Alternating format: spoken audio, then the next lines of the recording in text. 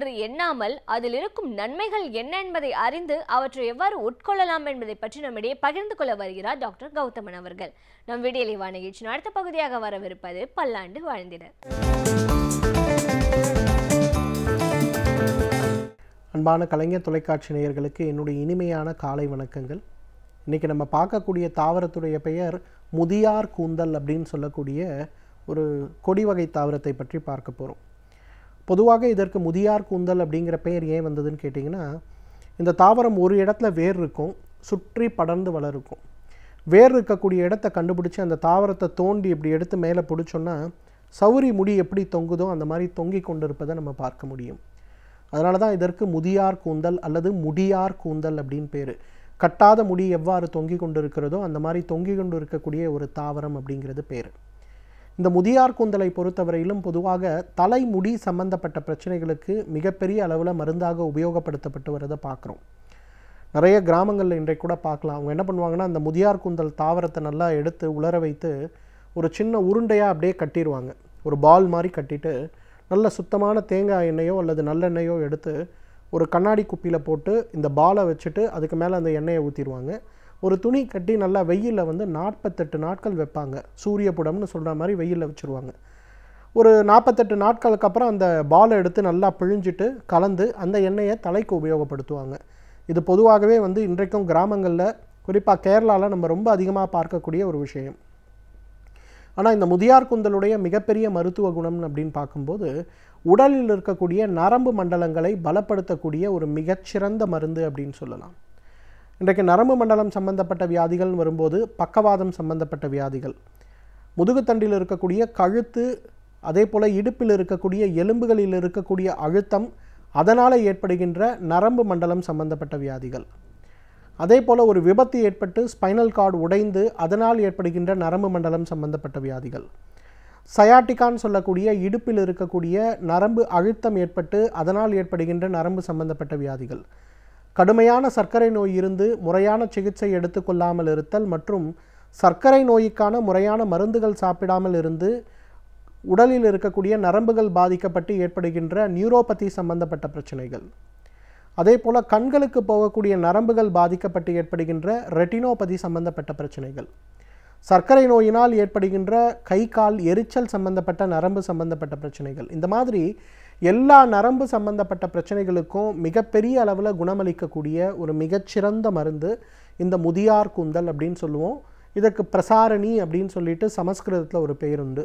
இன்றைக்கு பிரசாரின்யாதி கஷாயம் அப்படின்னு சொல்லி கூட எல்லா ஆயுர்வேத மருந்து கடைகளில் கூட உங்களுக்கு இது ரெடிமேடு மருந்தாகவே கிடைக்கிறத கூட நம்ம பார்க்க முடியும். ஸோ இந்த முதியார் கூந்தலிலிருந்து எடுக்கக்கூடிய பால் கஷாயம், அதாவது 100 மில்லி பால் எடுக்கணும், 200 மில்லி தண்ணீர் சேர்க்கணும். அதில் இந்த முதியார் கூந்தலிலிருந்து எடுக்கக்கூடிய இலைகளை ஒரு 50 கிராம் அளவுக்கு போடணும். நல்லா இதை கொதிக்க வைத்து பால் அளவுக்கு சுண்ட வைக்கணும், வடிகட்டணும். வடிகட்டி எடுக்கக்கூடிய அந்த பாலை சிறிதளவு தேன் அல்லது பனங்கற்கண்டு கலந்து, சர்க்கரை நோய் இல்லாதவர்கள், சர்க்கரை நோய் இருப்பவர்கள் எதுவுமே கலக்கக்கூடாது. இதை காலை ஒரு முறை, இரவு ஒரு முறை உணவுக்கு முன்பு அப்படின்னு ஒரு 3 மாத காலம் எடுக்கும்போதே அந்த பக்கவாதம் வந்திருப்பவர்களுக்கு, நரம்பு சம்பந்தப்பட்ட பாதிப்பு இருப்பவர்களுக்கு அதில் நல்ல வித்தியாசம் தெரிய ஆரம்பிக்கிறத பார்க்கலாம். இன்றைக்கு நிறைய பேர் பார்த்திங்கன்னா, நிறைய அந்த குறிப்பாக பக்கவாதம் சம்பந்தப்பட்ட பாதிப்பு இருப்பவர்களுக்கு கைகளுடைய இயக்கம் கூட சரியாயிடும். ஆனால் இந்த விரல்களுடைய இயக்கம் மட்டும் சரியாகவே ஆகாது. ஒரு ஸ்பூனில் தான் அவங்களால சாப்பிட முடியுமே தவிர ஒரு சாப்பாடு கையிலிருந்து எடுத்து சாப்பிட முடியாது. அதே போல் நடக்கும்போது செருப்புகளை போட்டு அவங்களால நடக்க முடியாது. பெல்ட் இருக்கக்கூடிய செருப்பு தான் போட முடியும். சாதாரண செருப்புகளை அவங்க போடும்போது செருப்பு தானாகவே கழட்டிட்டு போகிற மாதிரி இருக்கும், இல்லை செருப்பு கழண்டதே அவங்களுக்கு தெரியாது. இந்த மாதிரி பிரச்சனைகள் பக்கவாத நோயிலும் ஏற்படலாம், சர்க்கரை நோயிலும் ஏற்படலாம், நியூரோபத்தின்னு சொல்லக்கூடிய கடுமையான டயபெட்டிக் நியூரோபத்தியிலும் ஏற்படலாம். ஸோ இந்த 3 பிரச்சனைகள், அதாவது டிஸ்டல் எண்டில் இருக்கக்கூடிய நரம்புகளை பலப்படுத்தி கைகளுடைய இயக்கம், கால் விரல்களுடைய இயக்கத்தை சரி செய்வதற்கு மிகச்சிறந்த மருந்து அப்படின்னு பார்க்கும்போது இந்த முதியார் கூந்தல்லேருந்து எடுக்கக்கூடிய அந்த பால் கஷாயம் ஒரு மிகச்சிறந்த மருந்தாக இருக்கிறத பார்க்குறோம். இன்றைக்கு ஆட்டிசம் சம்பந்தப்பட்ட குழந்தைகள், செரிப்ரல் பால்சி சம்பந்தப்பட்ட குழந்தைகள், அதே போல் தண்டுவடம் மற்றும் சிறு மூளைன்னு சொல்லக்கூடிய வளர்ச்சி சம்பந்தப்பட்ட பிரச்சனைகளால் பாதிக்கப்பட்டிருக்கக்கூடிய குழந்தைகள் பார்த்திங்கன்னா முழுங்கக்கூட முடியாது. கழுத்து நிற்கிறதுக்கே அவங்களுக்கு ரொம்ப லேட் ஆகும். அதே போல் அவங்களால இயற்கையான முறையில் அதிகமான வேலை செய்ய முடியாத ஒரு சூழல் இருக்கும். அந்த மாதிரி இருக்கக்கூடிய குழந்தைகளுக்கு நரம்புகளை, மூளை சம்பந்தப்பட்ட, எலும்புகள் சம்பந்தப்பட்ட விஷயங்களை குணப்படுத்துவதற்கு மிகச்சிறந்த மருந்து எது அப்படின்னு பார்த்தீங்கன்னா இந்த முதியார் கூந்தலிலிருந்து எடுக்கக்கூடிய கஷாயம் தான். அந்த குழந்தைகளுக்கு கொஞ்சம் கொஞ்சம் ஒரு நாளைக்கு ஒரு 10 மில்லி அளவுக்கு காலை ஒரு முறை, மதியம் ஒரு முறை, இரவு ஒரு முறை உணவுக்கு முன்பு கொடுக்கும்போது அந்த குழந்தைகளுடைய கொஞ்சம் கொஞ்சமான இம்ப்ரூவ்மெண்ட் ஏற்படுறதை நம்ம பார்க்கலாம். அந்த குழந்தைகளுடைய இம்ப்ரூவ்மெண்ட் படிப்படியாக முன்னேறும்போது அந்த குழந்தைகளுடைய இயக்கம், கைகளுடைய இயக்கம், குறிப்பாக செரிப்ரல் பால்சி சம்பந்தப்பட்ட குழந்தைகளுடைய கைகளுடைய இயக்கத்தில் ஒரு மிகப்பெரிய முன்னேற்றம், ஒரு நல்ல மாற்று விகிதம் ஏற்படுறதை நம்ம பார்க்க முடியும். ஏன்னா இன்றைக்கு பெரும்பாலும் செரிப்ரல் பால்சி சம்பந்தப்பட்ட குழந்தைகள், ஆட்டிசம் சம்பந்தப்பட்ட குழந்தைகள், குழந்தைகளுடைய டெவலப்மெண்டல் டிசார்டர் இருக்கக்கூடிய குழந்தைகள், இந்த மாதிரி குழந்தைகளுக்கு பெரும்பாலும் ஏற்படுகின்ற பிரச்சனை என்னென்னா வெறும் ஃபிசியோதெரப்பி மட்டும் செஞ்சால் குணமாயிரும்னு மாடர்னில் சொல்லுவாங்க. ஆனால் வெறும் ஃபிசியோதெரப்பி செய்கிறத விட அவர்களுக்கு இது சம்மந்தப்பட்ட ட்ரீட்மெண்ட்ஸ் நம்ம கொஞ்சம் கொடுக்க ஆரம்பித்தோன்னா கொஞ்சம் கொஞ்சமாக அவர்களுடைய உடல் இயக்கம், அவர்களுடைய நரம்பு சம்பந்தப்பட்ட விஷயம், அவர்களுடைய தசைகளில் இருக்கக்கூடிய அகழ்ச்சிகள் இதில் முன்னேற்றம் ஏற்படுறதை பார்க்கலாம். ஸ்பைனல் இன்ஜுரி நிறைய பேர் பார்த்திங்கன்னா விபத்தின் காரணமாக முதுகுத்தண்டு உடைகின்ற ஒரு துரதிர்ஷ்டம் இருக்கிறத பார்க்குறோம். உடைந்த முதுகுத்தண்டுக்கு நேராக வச்சு கட்டி அந்த முதுகுத்தண்டை சரி பண்ணுறதுக்கு சர்ஜரி பண்ண முடியும். ஆனால் உடைந்த முதுகுத்தண்டுக்கு பிறகு மூளையிலிருந்து செல்லுகின்ற அந்த ஒரு சமிகைகள் குறையும் போது அவங்க அதுக்கு பிறகு பார்த்திங்கன்னா கிட்டத்தட்ட கம்ப்ளீட்டாகவே பேரலைஸ்டாக இருக்கக்கூடிய ஒரு சுச்சுவேஷன் நம்ம பார்க்குறோம். அந்த மாதிரி பேரலைஸ்டாக இருக்கக்கூடியவர்களுக்கு சிறிது சிறிதாக மூளையிலிருந்து வரக்கூடிய சமிகைகள் கொண்டு போகிறதுக்கும் நரம்புகள் சம்பந்தப்பட்ட பிரச்சனைகளை இம்ப்ரூவ் பண்ணுறதுக்கும் ரொம்ப பெரிய அளவில் உதவி செய்யக்கூடிய ஒரு மருந்து இந்த முதியார் கூந்தல். இன்றைக்கு உலகத்தில் இருக்கக்கூடிய எல்லா நியூரோ சர்ஜன்ஸும், நியூரோலஜி சம்மந்தப்பட்ட ரிசர்ச் பண்ணுறவங்களும் இன்றைக்கு மிகப்பெரிய அளவில் முயற்சி செய்யக்கூடிய ஒரு விகிதம். ஒரு பக்கவாதம் ஏற்பட்டோ அல்லது ஒரு இன்ஜுரி ஏற்பட்டோ கைகளில் இருக்கக்கூடிய நரம்புகளோ முதுகுத்தண்டில் இருக்கக்கூடிய நரம்புகளோ பழுதடையும் போது மீண்டும் அந்த நரம்புகளை வேலை செய்ய வைப்பதற்கு என்ன மாதிரி சிகிச்சை தேவை அப்படிங்கிற முயற்சி இன்றைக்கு மிகப்பெரிய அளவில் நிறைய பேர் பண்ணிகிட்ருக்காங்க. ஆனால் இந்த இயற்கை முறை காரணிகளால் அதை எவ்வாறு சரி பண்ண முடியும் அப்படிங்கிற ஒரு முயற்சி இன்றைக்கு கிட்டத்தட்ட 20 வருடங்களாக தேசிய ஆயுர்வேத மருத்துவ நிறுவனங்களில் நடந்துட்டு வருது. அதில் இந்த முதியார் கூந்தல் சம்பந்தப்பட்ட மருந்துகள் ஓரளவுக்கு குணத்தை கொடுக்க உதவுகிறது அப்படிங்கிறத இன்றைக்கு ஆராய்ச்சி பூர்வமாகவே நிரூபிச்சிருக்காங்க. எனவே நேர்களே, முதியார் கூந்தலை பொறுத்தவரையிலும் தலைமுடி சம்பந்தப்பட்ட பிரச்சனைகளை குணப்படுத்துவதற்கு, தலைமுடி வளருவதற்கு ஒரு மிகச்சிறந்த மருந்து. ஆனால் அதைவிட முக்கியமாக உடலில் ஏற்படுகின்ற பக்கவாதம், முதுகுத்தண்டு சம்பந்தப்பட்ட பிரச்சனை, முதுகுத்தண்டு சவ்வு விலகலால் ஏற்படுகின்ற பிரச்சனை, சர்க்கரை நோயினால் ஏற்படுகின்ற டயபெட்டிக் நியூரோபதி, இது சம்பந்தப்பட்ட பிரச்சனைகளை குணப்படுத்துவதற்கு மிகச்சிறந்த மருந்துன்னு சொல்லலாம். தகுந்த மருத்துவ ஆலோசனையின் பேரில் சரியான முறைப்படி இதை உபயோகப்படுத்தி வந்தோமேயானால் நம்மாலும் பல்லாண்டு காலம் ஆரோக்கியமாக வாழ்ந்திட முடியும். சமூகத்தில் நடக்கும் பிரச்சனைகளை கண்டு பயந்து பின்வாங்காமல் அதில் நம்முடைய பங்களிப்பை நாம் எவ்வாறு அளிக்கலாம் என்பதை பற்றி நம்மிடையே பகிர்ந்து கொள்ள வருகிறார் எழுத்தாளர் மனுஷபுத்திரன் அவர்கள். நம் வீடியோலே வா நிகழ்ச்சியின் அடுத்த பகுதியாக வரவிருப்பது தீதும் நன்று.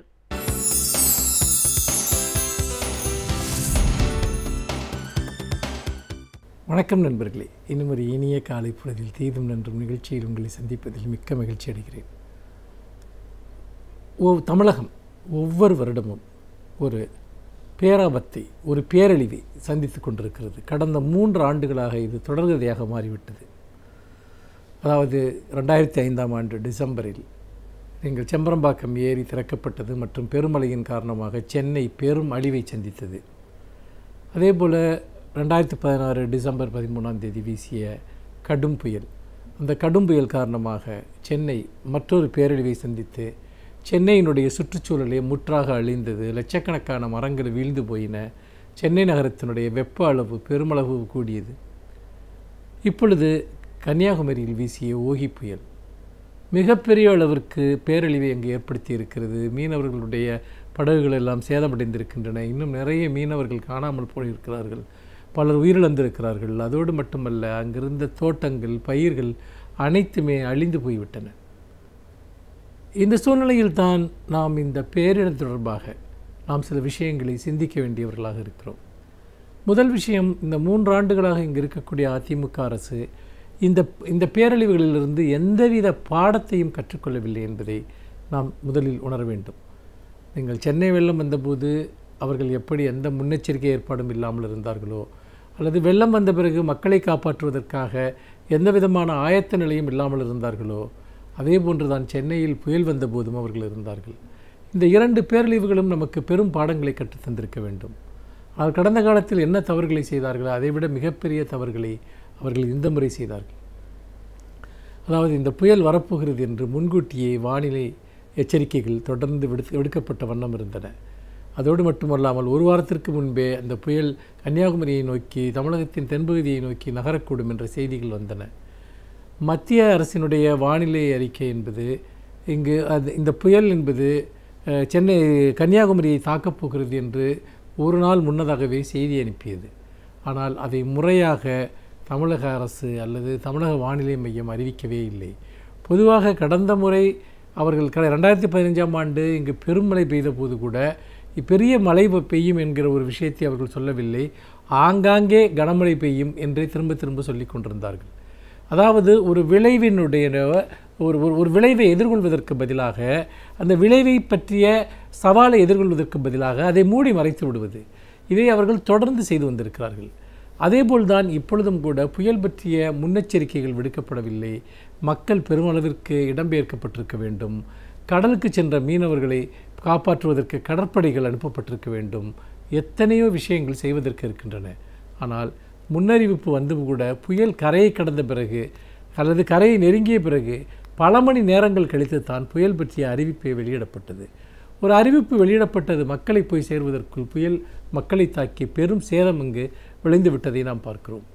அப்படி இருக்கிற போது இந்த விஷயத்தில் நாம் காண வேண்டிய ஒரு முக்கியமான விஷயம் என்னவென்றால், இந்த அரசு என்பது தொடர்ச்சியாக இந்த இயற்கை பேரிடர்களை எதிர்கொள்வதற்கான திராணி இல்லாமல் இருப்பது மட்டுமல்ல, அதை பற்றிய கவலை கூட அவர்களுக்கு இல்லை. மாறாக அவர்கள் என்ன செய்கிறார்கள் இன்றைக்கு அதிகார போட்டிக்காக பெருமளவு அடித்து கொண்டிருக்கிறார்கள். இன்னொரு புறம் நீங்கள் பார்த்தீர்கள் என்று சொன்னால், தொடர்ச்சியாக இதுபோன்ற விஷயங்களில் மத்திய அரசிற்கு ஒரு அழுத்தம் கொடுத்து போதுமான நிதியுதவியை பெறுவதற்கு அவர்கள் முயற்சி செய்கிறார்களா என்றால் அதுவும் இல்லை. இப்பொழுது நீங்கள் பார்த்தீர்கள் என்றால் 2015 வெள்ளத்தின் போதும் சரி, 2016 சென்னையை தாக்கிய அந்த புயலின் போதும் சரி, மத்திய அரசிடம் பெருமளவு நிதியுதவி கோரப்பட்டும் கூட சிறு பகுதி தான் கொடுக்கப்பட்டது. அதிலும் இன்னும் பாக்கி இருக்கிறது. அப்படி சிறு பகுதி கிடைத்த பணம் கூட முறையாக மக்களுக்கு கொடுக்கப்படவில்லை. பெரும் இழப்புகளை சந்தித்தவர்களுக்கு எந்த விதமான ஒரு நியாயமும் செய்யப்படவில்லை என்பதை நாம் தொடர்ந்து பார்த்து கொண்டிருக்கிறோம். இது ஒரு புறம் என்று சொன்னால், இன்னொரு புறம் மத்திய அரசினுடைய அலட்சியம் என்பது, இன்றைக்கு கன்னியாகுமரியை தாக்கியிருக்கக்கூடிய இந்த புயல் என்பது ஒரு தேசிய பேரிடராக அறிவிக்கப்பட வேண்டும். கன்னியாகுமரி மாவட்டம் பேரிடர் பாதித்த ஒரு மாநிலமாக இது அறிவிக்கப்பட வேண்டும் என தமிழகத்திலிருந்து குரல்கள் எழுகின்றன. திராவிட முன்னேற்றக் கழகத்தினுடைய செயல் தலைவர் அவர்களும் கூட இதை ஒரு தேசிய பேரிடராக அறிவிக்க வேண்டும் என்கிற கோரிக்கையை முன்வைத்திருக்கிறார். ஆனால் மத்திய அரசு இதை தேசிய பேரிடராக அறிவிக்க முடியாது என்று சொல்கிறது. தேசிய பேரிடராக அது அறிவிக்கப்பட்டால்தான் அப்படி ஒரு பெருமளவிற்கு நிதி உதவி செய்ய முடியும். ஆனால் மத்திய அரசு அதற்கு தயாராக இல்லை. எப்படி கடந்த வெள்ளத்தையும் புயலையும் அவர்கள் பொருட்படுத்தவில்லையோ, அதனால் ஏற்பட்ட பேரழிவை அவர்கள் பொருட்படுத்தவில்லையோ, அதேபோல்தான் இப்போதும் அவர்கள் அதை பொருட்படுத்தாமல் இருக்கிறார்கள். ஆக வானிலை மையங்கள் உண்மையை சொல்லவில்லை, மக்களுக்கு முன்னேற்பாடுகள் செய்யப்படவில்லை. இன்னும் சொல்லப்போனால் தமிழக அரசு ஒரு மிகப்பெரிய குற்றம் ஒன்றையும் செய்தது. காணாமல் போன மீனவர்கள் 93 பேர் தான் என்று மத்திய அரசிற்கு அறிக்கை அனுப்பியது. ஆனால் பின்னர் தான் தெரிந்தது கிட்டத்தட்ட 3000 பேருக்கு மேலானோர் கடலில் காணாமல் போயிருக்கிறார்கள். பலர் இப்போது தான் ஆங்காங்கே சில இடங்களில் கரை ஒதுங்கி வருகிறார்கள். பலருக்கு என்னவானது என்று இன்னும் தெரியவில்லை. அந்த மீனவ பெண்களினுடைய கதறலை கேட்கிற யாருக்கும் கல் நெஞ்சாக இருந்தாலும் கரைந்து போய்விடும். அந்த அளவிற்கு இன்றைக்கு ஒரு மிகப்பெரிய துயரமாக அந்த சம்பவம் மாறி இருக்கிறது. ஆனாலும் நீங்கள் இந்த அரசு என்பது எது நடந்தாலும் சரி, நாம் எப்படியும் அதிகாரத்தில் ஒட்டி கொண்டிருக்க வேண்டும் என்பதை தவிர இந்த பிரச்சனைகளிலிருந்து எந்த பாடமும் கற்றுக்கொள்ளப் போவதில்லை. இப்பொழுது அடுத்து ஒரு புயல் கூட சென்னையை நோக்கி வரலாம் என்கிற செய்திகள் இருக்கின்றன. ஒருவேளை அந்த புயல் சென்னையை தாக்கினால் மக்களுக்கு எத்தகைய ஒரு விளைவுகள் ஏற்படும். கடந்த காலத்தில் இயற்கை பேரிடர்களை இந்த அரசு எவ்வளவு மோசமாக கையாண்டதோ அதேபோல்தான் இப்பொழுதும் கையாளும் என்கிற அச்சம் மக்கள் மனதில் இருக்கிறது. இதுதான் நம் காலத்தின் மிகப்பெரிய ஒரு வேதனையாக நான் பார்க்கிறேன். இன்னும் ஒரு புதிய சிந்தனையோடு உங்களை சந்திக்கிறேன். நன்றி, வணக்கம். பல்வேறு துறைகளில் பல சாதனைகளை படைத்தவர்கள் பல வல்லுநர்கள். அவர்களுடைய அனுபவங்களை நம்முடன் பகிர்ந்து கொள்ளும் போது நமக்கு சிறந்த தூண்டுகோலாக அமைகின்றது. அந்த வகையில் இன்றைய சிறப்பு விருந்தினர் யார் என்பதை பற்றியும் அவர்கள் என்ன செய்திகளை நம்முடன் பகிர்ந்து கொள்ளவிருக்கிறார்கள் என்பதையும் பார்க்கலாம். நாம் விடியலை வான நிகழ்ச்சியின் அடுத்த பகுதியாக வரவிருப்பது சிறப்பு விருந்தினர் பகுதி.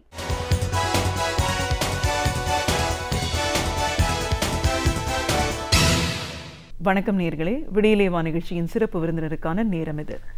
இன்றைய சிறப்பு விருந்தினர் பத்திரிகையாளர், அரசியல் விமர்சகர் திரு நக்கீரன் கோபால். ஒரு பத்திரிகையாளராக, அரசியல் விமர்சகராக இன்றைக்கு தமிழ்நாடோட அரசியல் நிலவரம் எப்படி இருக்கு, மக்களோட தேவைகள் என்ன, அதற்கு தமிழக அரசாங்கத்தோட செயல்பாடுகள் எப்படி இருக்கு, ரெய்டு அப்படின்னு சொல்றாங்க, எதனால இது ஏற்படுது, இன்றைக்கு இருக்கிற அரசியல் சூழல் சார்ந்த பல விஷயங்களை நாம் அவர்கிட்ட கேட்டு தெரிஞ்சுக்கலாம். வணக்கம் சார். வணக்கங்க. ஒரு பத்திரிகையாளராக, அரசியல் விமர்சகராக எங்கள் நிகழ்ச்சிக்கு உங்களை முதல்ல வரவேற்கிறோம் சார். ஒரு மூத்த பத்திரிகையாளர்னு சொல்லும் போது அரசியல் சார்ந்த விஷயங்களை மையப்படுத்தி தான் உங்களோட ஒரு பத்திரிகையே இருக்கு. அதனால இன்னைக்கு ஒவ்வொரு நிகழ்வுகளையும் கூர்ந்து பார்க்கக்கூடிய ஒரு அனுபவம் உங்களுக்கு இருக்கு. அப்படிங்கிற முறையில் அரசியல் சொல்றோம், மக்களுக்காக தான் அரசாங்கம் அப்படின்னு சொல்றாங்க. இன்னைக்கு நடக்கிற நிகழ்வுகளை பார்க்கும்போது எந்த அளவுக்கு மக்களுக்கான ஒரு அரசாங்கமா இப்ப செயல்பட்டு இருக்கு அப்படின்ற ஒரு பெரிய கேள்விக்குறி இருக்கு. ஸோ அதிலிருந்து இன்னைக்கு நடக்கிற பல நிகழ்வுகளை பத்தி நம்ம பேச வேண்டியிருக்கு சார். முதல்ல தமிழக அரசியலை பத்தி உங்களுடைய பார்வை. மக்களுக்கான அரசாங்கம்ங்கிறதெல்லாம் போச்சுங்க. அது எனக்கு நான் திரும்ப திரும்ப சொல்லுவேன், ஏன்னா இவருக்கு வேறு வேலை இல்லைன்னு சொல்லுவாங்க. ஜெயலலிதா ஆட்சிக்கு வந்த பிறகு இது மக்களுக்கான அரசாங்கம் இல்லை, ஜெயலலிதாவுக்கான அரசாங்கம். அப்படி தான் அந்த அம்மா அப்படி கொண்டு போயிடுச்சு. இப்போது இன்றைக்கி மீனவர்கள் செத்து செத்து மிதக்கிறாங்க. நீங்கள் ஒரு முதலமைச்சர் போய் பார்க்கலங்க. நீங்கள் இதான் மக்களுக்கான அரசாங்கம்னு சொன்னீங்க. ஒரு முதலமைச்சர் நீங்கள் அவங்களுடைய பிரதிநிதிகளை ஒரு 20 பேரை அதாவது தூக்கிட்டு வந்து பார்க்க வைக்கிறாங்க. ஏன்னா இது எங்கே ஒரு கவர்னர் போய் பார்க்குறாரு. கவர்னர் பார்க்குறது சட்டத்தில் இருக்கா இல்லையா அதுக்குள்ளே நான் போகல. ஆனால் ஒரு முதலமைச்சர், மக்களுக்காக தானே நீ முதலமைச்சர் அப்படின்னு சொல்லுவாங்கள்ல, மக்களுக்காக தானே நீங்கள் ஒரு செத்து மிதக்கிறாங்க. நீங்கள் ரொம்ப இன்றைய ஒரு கடந்த ஒரு வாரத்துக்குள்ளான அரசியலை நான் சொல்கிறேன். அவன் செத்து மிதக்கிறாங்க. மக்கள்லாம் அப்படி கூவி கூவி அழுகிறாங்க. பார்த்தீங்களா? நீங்கள் டிவி உங்கள் தொலைக்காட்சியில் தான் நிறைய, இப்போ நாங்கள் பண்ணுற பங்கை விட தொலைக்காட்சி இந்த இதில் அதிக பங்கு வகிக்குது. ஒரு மத்திய அமைச்சர் போய் பார்க்குறாங்க அப்படின்னு செய்தி வருது. ஆனால் ஒரு முதலமைச்சர் போக மாட்டேங்கிறார். அப்போ இது மக்களுக்கான அரசாங்கமாக நீங்கள் எப்படி சொல்லுவீங்க? ஏன்னா இது ஜெயலலிதா இருந்தாலும் இதை தான் பண்ணும், ஜெயலலிதா இருந்தாலும் இதுதான் பண்ணும். ஆக இந்த இந்த இந்த மாற்றங்கிறத நீங்கள் ஆஃப்டர் ஜெயலலிதாவுக்கு அப்புறம் தான் நீங்கள் மக்களுக்கான அரசாங்கம் இல்லை, தேர்ந்தெடுக்கப்பட்டவங்களுக்காக மக்கள் பின்னாடி போகணும். அதான் இன்றைக்கி. அப்போ இந்த அரசியலை நீங்கள் என்ன சொல்லுவீங்க? நீங்கள் பாருங்கள், கண்ணுக்கு முன்னாடி இப்போ ஆர்கே நகர் தேர்தலுங்கிறது ஒரு 234 தொகுதியில் ஒரு தொகுதி தாங்க. அந்த அம்மா செத்து போச்சு.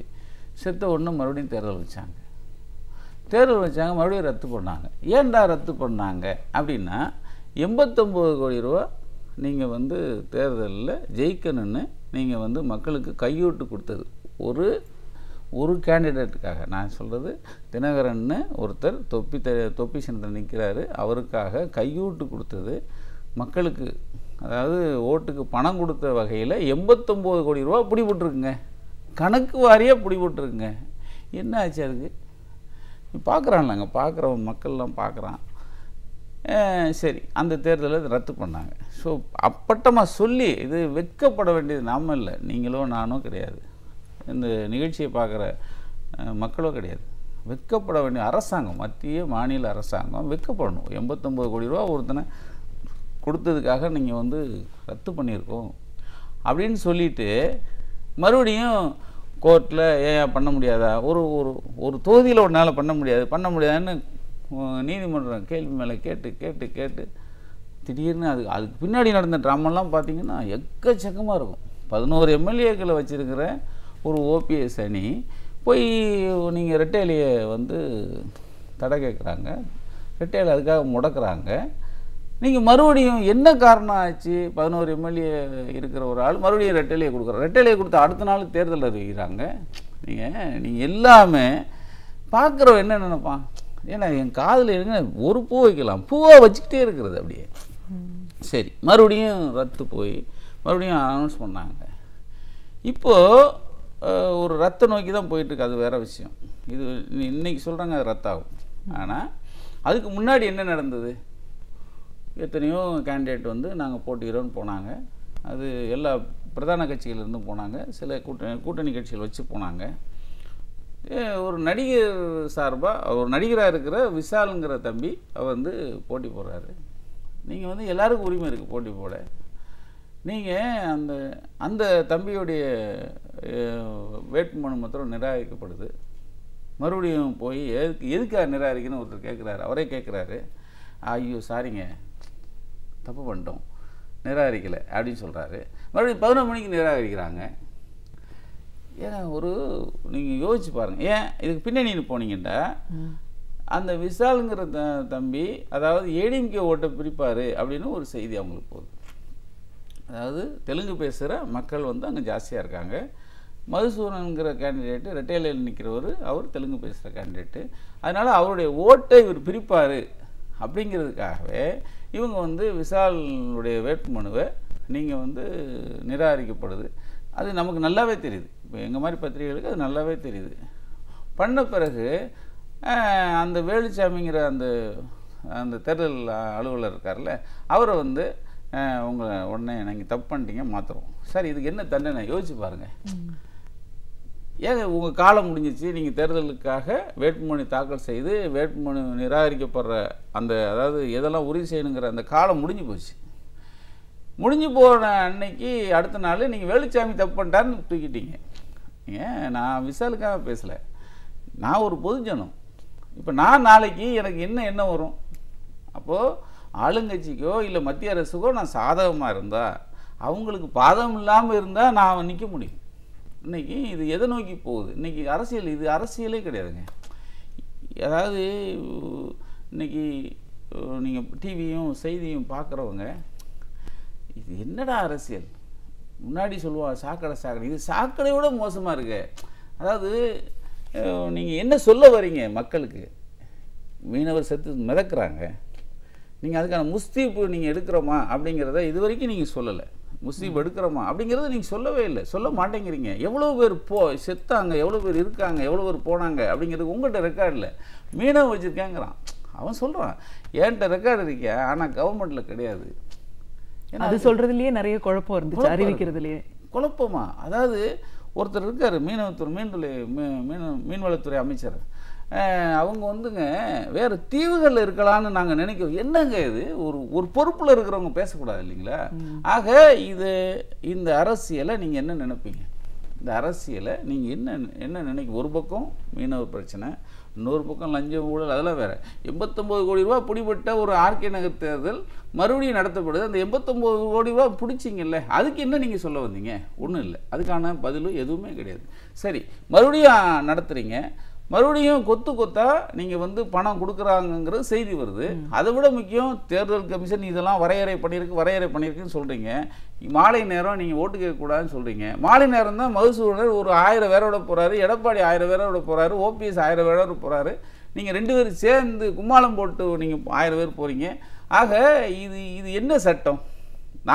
நான் எனக்கு வந்து இந்த ஒவ்வொரு முறையும் வரையறுக்கப்படணுன்னு ஐயோ தூக்கி தூரப்படியா, அதெல்லாம் சும்மா நாமிக்கா சும்மா. ஆனால் மக்கள் நினைப்பான். அப்போ நீங்கள் இது என்ன சட்டம், என்ன ஆட்சி முறை? இப்போ மத்திய அரசாங்கத்தோடு சேர்ந்து மாநில அரசாங்கம் நம்ம மக்களுக்கு என்ன செஞ்சுட்டு இருக்காங்கன்னு பேசும்போது தேசிய அரசியலையும் நம்ம கூர்ந்து பார்க்க வேண்டிய அவசியத்தில் இருக்கோம் இல்லைங்களா? இப்போ தேசிய அரசியல் பொறுத்த வரைக்கும் இன்னைக்கு எப்படி செயல்பட்டுக்கிட்டு இருக்குன்னு பார்க்குறீங்க? அதாவது நீங்கள் வெட்ட வெளிச்சமாக இருக்குங்க. அதாவது இத்தனை மாநிலம், இந்தியாவில் எத்தனை மாநிலம் இருக்கும் அப்படிங்கிறத எடுத்துங்க. அத்தனை மாநில முதல்வர்களும் நினச்சா வந்து பிரதமரை பார்க்க முடியாது. நீங்கள் வந்து எத்தனை முறை பார்க்குறாங்க அப்படிங்கிறதெல்லாம் தெரியாது. இது வரைக்கும் ஆண்டுகிட்டு இருக்கிற முதலமைச்சர்கள் பிரதமரை எத்தனை முறை பார்த்தாங்கிறதுக்கெல்லாம் எண்ணி சொல்லிடலாம். ஆனால் ஒருத்தர் மாத்திரம் நினச்சா போய் பார்ப்பார். அவர் ஓபிஎஸ் நினச்சா ஒரு பிரதமரை போய் பார்ப்பாருங்க.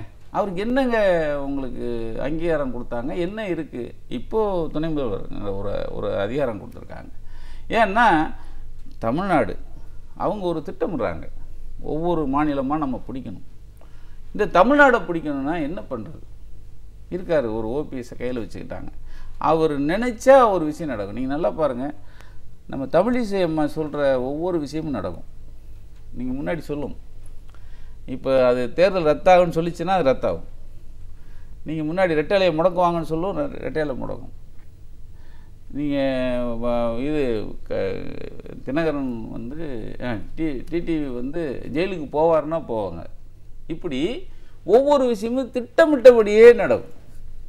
ஆக ஒரு மத்திய அரசை கையில் வந்து நீங்கள் அவங்களோட நீங்கள் இணக்கமாக போயிட்டீங்க அப்படின்னா என்ன வேணாலும் நடக்கும், என்ன வேணாலும் நடக்கும். ஒரு கவர்னர் உள்ளே போய் நீங்கள் வந்து திருநெல்வேலிலையும் நீங்கள் வந்து ஏதோ இன்னொரு ஊருக்கும் போனார், ரோட்டில் குப்பை அழுவார், அவருக்கெல்லாம் இது அதிகாரம் இருக்கா அப்படின்னா இது வரைக்கும் இல்லை. இது நான் தான் சொன்னேன் அன்றைக்கி, கலைஞர் மாதிரி ஒருத்தர் ஆட்சியில் இருந்தால் இப்படிலாம் உள்ளே வர முடியுமா, போக முடியுமா? ஏன்னா கேட்க ஆள் கிடையாது.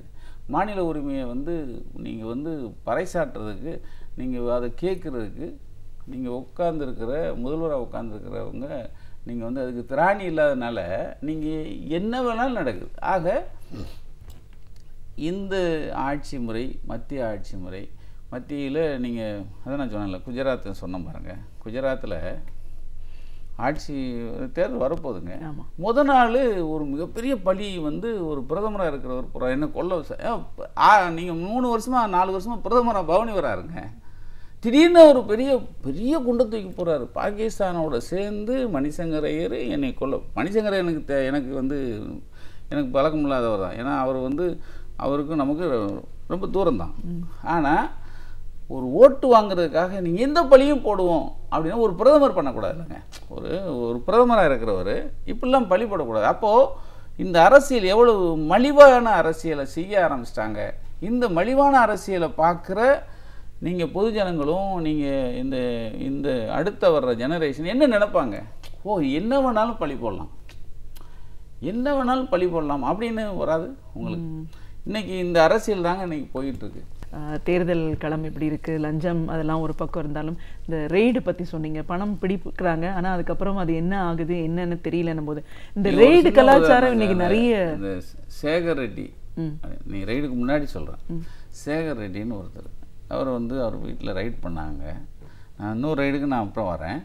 இந்த ரைடில் 22 கோடி ரூபா நீங்கள் 2000 நோட்டு எடுத்தாங்க. நீங்கள் 2000 நோட்டு நீங்கள் நவம்பர் 8 நீங்கள் இது மாற்றினாங்க இல்லையா, டிமானிட்டேஷன் கொண்டு வந்தாங்க. அது ஒரு ஜனவரியிலையோ பிப்ரவரிலையோ ரைடு வருது. நீங்கள் அவங்க வீட்டில் 22 கோடி 2000 நோட்டு எடுத்தாங்க. இன்றைக்கி அவர் உட்காந்து பேட்டி கொடுக்குறாருங்க, நான் வல்லவன் நல்லவன் எனக்கு அரசியல்வாதிகளே தெரியாதுங்கிறான் அந்த ஆள் சொல்கிறாருங்க. அதை உட்காந்து நம்மளுக்கு கேட்டுட்ருக்கோம். சரியா? சரி, அதை விட இன்னொரு முக்கியமான ஒரு விஷயம் இப்போ ரிலீஸ் பண்ணாங்க. அவர் டைரியில் நீங்கள் வந்து யாராருக்கு ரூபா கொடுத்தோம், அதில் முக்கியமாக வந்து இடம்பெற்றிருக்கிறவர் ஓபிஎஸ் இடம்பெற்றிருக்காரு அப்படின்னு வருது. சரி, இதுக்கு என்ன நடவடிக்கை?